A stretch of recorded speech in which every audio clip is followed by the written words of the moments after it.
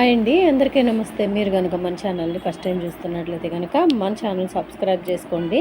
అంతేకాదు పక్కన ఉన్న బెల్ ఐకాన్ కూడా యాక్టివేట్ చేసుకోండి. ఫ్రెండ్స్, తెలంగాణలో 6 గ్యారెంటీల్లో భాగంగా మహాలక్ష్మి పథకం ఒకటండి.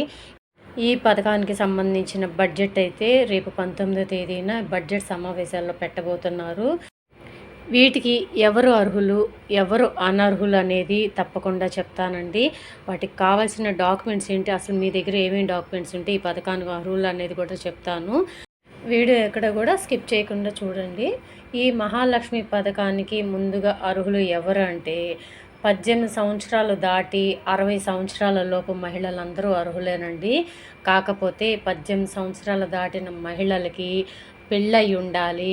వాళ్ళకి రేషన్ కార్డు, ఆధార్ కార్డు, ఈ ఓటర్ కార్డు కంపల్సరీగా ఉండాలండి. ఈ 3 ఉంటే కంపల్సరీగా మీరైతే ఈ పథకానికి అర్హులండి.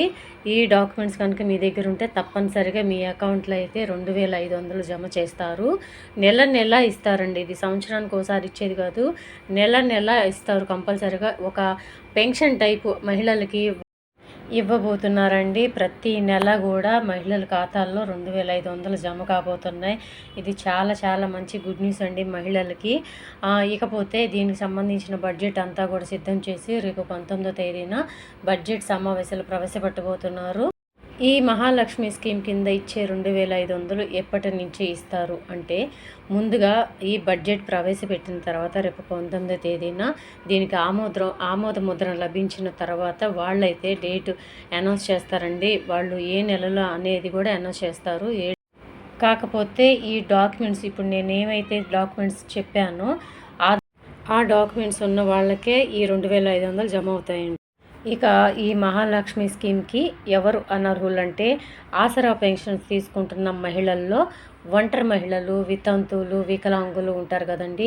వాళ్ళు ఆసరా పెన్షన్స్ తీసుకుంటున్న వారైతే కంపల్సరీగా ఈ పథకానికి అర్హులు కాదండి. ఇంకొకటి, ఇంకా ఆధారు, ఈ రేషన్ కార్డు, ఈ ఓటర్ కార్డు లేకపోయినా అనర్హులేనండి. వాళ్ళకు కూడా రావు కంపల్సరీగా.